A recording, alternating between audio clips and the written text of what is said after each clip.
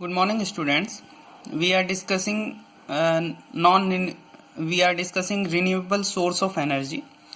In previous lecture, we have discussed about hydroelectric power and solar energy. Today, we will discuss about wind energy or windmills. So, basically, wind is a byproduct of solar energy. Actually जो solar energy है वो जब अर्थ पे पहुंचती है तो अर्थ की जो सरफेस है वो हीट होती है और वो फिर कूल भी होती है।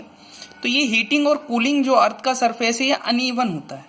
तो इसकी वजह से अनइवन हीटिंग और कूलिंग की वजह से जो अर्थ की जो एटमॉस्फेरिक जो प्रेशर जोन है वो अलग अलग हो जाते हैं, यानी अर्थ पे अलग अलग प्रेशर जोन क्रिएट हो जाते हैं।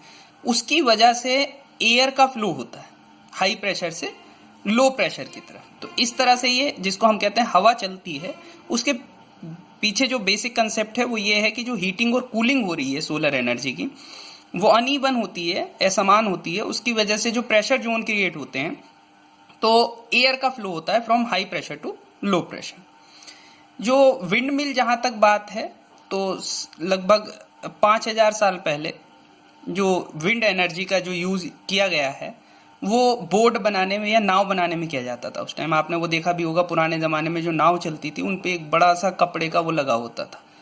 तो उसके बाद इसका जो विंड मिल है इनका बेसिकली जो यूज़ होता था पुराने टाइम में वो जो फार्म हाउस होते थे, जो खेत होते हैं वहाँ पर अनाज को पीसने के लिए, पानी को इकट्ठा करने के लिए या नीचे से पानी को ऊपर उठाने के लिए, इन सब में इसका यूज किया जाता था।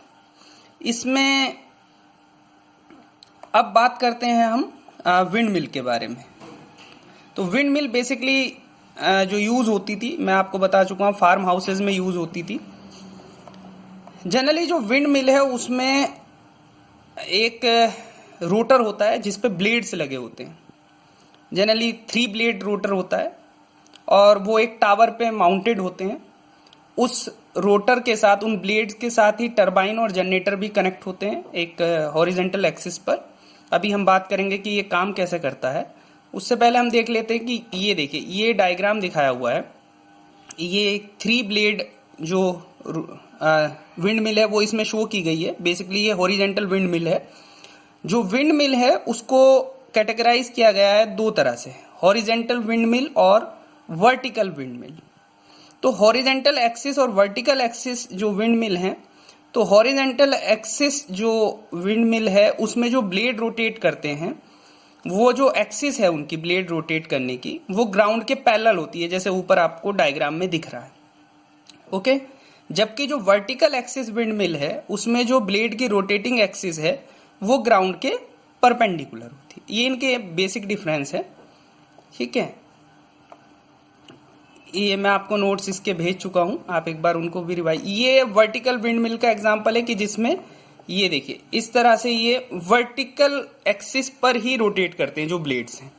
ओके, उसमें हॉरिजेंटल एक्सिस पे यानी जो ग्राउंड है उसके पैरेलल होती है, ये ग्राउंड के परपेंडिकुलर ये ब्लेड की मोशन होती है। इसके बाद ये अब हम समझ लेते हैं, देखिए ये काम कैसे करता है। ये इसमें एक डायग्राम है, बेसिक डायग्राम है। इसमें आपको मोस्टली कंपोनेंट भी दिखेंगे। मैं थोड़ा सा इसको और इनलार्ज कर देता हूं। इसमें देखिए बेसिकली एक रोटर होता है। ये जो रोटर है ये विंड की जो एनर्जी है उसको रिसीव करता है। ओके, ये जो रोटर है जिसपे ये ब्लेड्स लगे हुए हैं, विंड की जो एनर्जी है, जो काइनेटिक एनर्जी है वो ब्लेड को रोटेट करती है। ये शाफ्ट से के साथ एक gear box transmission, basically gear box transmission का पर्पस क्या है कि जो स्पीड को इंक्रीज या जो गियर बॉक्स होता है उसका पर्पस होता है कि जो गियर की जो मोशन है, किसी भी शाफ्ट को हम मोशन प्रोवाइड कर रहे हैं वो इंक्रीज या डिक्रीज करना। तो बेसिकली यहाँ गियर बॉक्स ट्रांसमिशन बॉक्स लगा होता है और यहीं पर ये टरबाइन कनेक्ट होती है इस टावर के साथ, और ये टरबाइन की शाफ्ट कनेक्ट होती है जनरेटर के साथ। तो ये पूरा एक सेटअप दिखाया गया है कि ये जो विंड आएगी वो इन ब्लेड को रोटेट कराएगी। ये ब्लेड जो हैं वो रोटेट करेंगे तो ये शाफ्ट रोटेट करेगी, ये शाफ्ट रोटेट करेगी तो ये टरबाइन को रोटेट कराएगी, और टरबाइन और जनरेटर का ये कंबाइन सेट यहाँ पे लगा हुआ है जिससे आपको फर्दर इलेक्ट्रिसिटी मिल जाएगी। तो ये एक बेसिक डायग्राम है कि किस तरह से काम करता है टरबाइन, विंड मिल किस तरह से काम करती है। इसमें देखिए एक चीज और समझ लीजिए कि ये जो ब्लेड्स हैं इनका डिजाइन किस तरह से किया जाता है। ये जो ब्लेड्स हैं इनको एयरफॉइल शेप में बनाया जाता है, मैं अभी आपको दिखा भी दूंगा। उसको बनाने का पर्पस जो है वो ये है कि जिस तरह से आपने देखा होगा जो प्लेन के जो विंग्स हैं उनको डिजाइन किया जाता है एयरफॉइल शेप में।